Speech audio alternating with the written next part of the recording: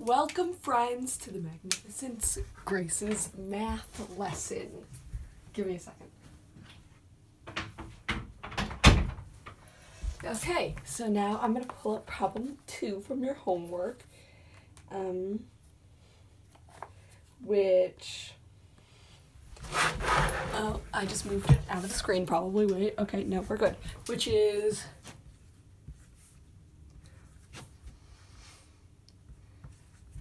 that followed by that. So, do I have an eraser? Oh, God. Oh, I do have an eraser. Look. So, right now, we're just going to focus on this. So, we want to take out our graph paper.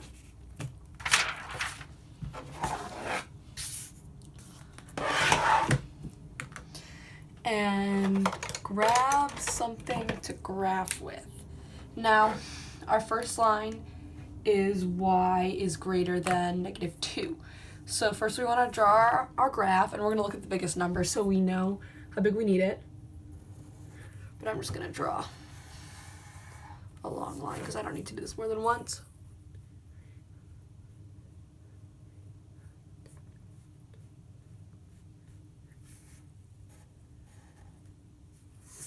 Okay, now I'm just going to guesstimate the middle, and I really hope that's enough. Perfect. Okay, now, just to make it easier, I'm going to take a different color. I really hope you can see this. I should check. I'm going to take a different color, and because our problem that we're trying to graph right now is that, I'm going to put a mark on -2, and because it's y, it's horizontal. So I do just like so, and that's my first line. Now, what you want to do next is you want to see which part of the equation it is, so you want to plug in 0, 0. You might remember this from me explaining it to you last time. So I would plug in 0 for y, and we know that this statement is true. That means that I shade in the area including 0, 0. So let me pick out a color. Let's go with this green. So basically I just shade in this whole area that includes 0, 0 in a very, very nice fashion, as you can tell.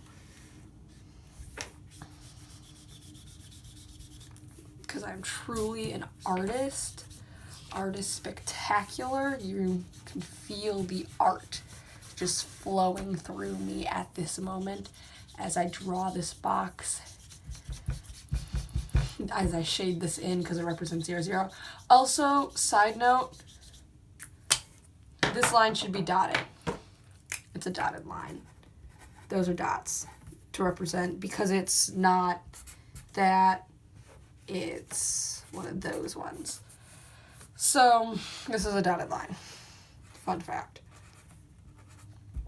Now, we are going to look at our fun little next line, which is that. So we know there's an invisible 1 here that represents slope, but right now we're going to graph y-intercept. So let me get a color. So I want to count up to 9. 1,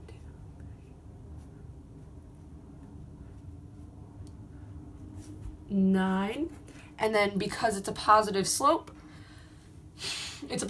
but I can't go up anymore, I'm just going to do a double negative, because it's the same thing if I were to go right here going up. And then, you see, maybe I should use a ruler. And then I just draw that line. See, isn't that nice?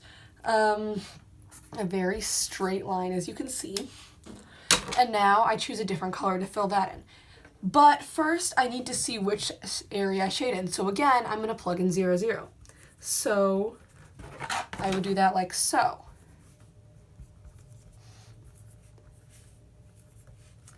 Oh, so this one actually is a solid line. I don't know if you knew that, but it actually is a solid line.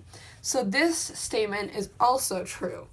So that means that I shade in the area including 0, 0 again. Let's do it with a color that'll stand out but not too much. Do I have an orange? Let's do this peach. So I'm going to do the area including 0, 0 again.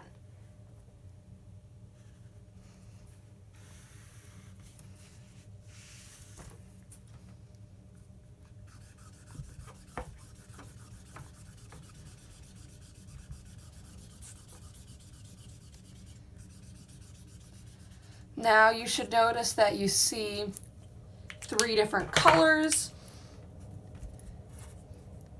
And just know that the colors in this section where there's a layover color, that means that anything from this section will make both equations true. Not that you need to know that really. But now you know how to solve. Yay! Woo! And thank you, wait, where's my eraser? And thank you for coming to Grace Academy. That's how you spell academy. Woo! Bye.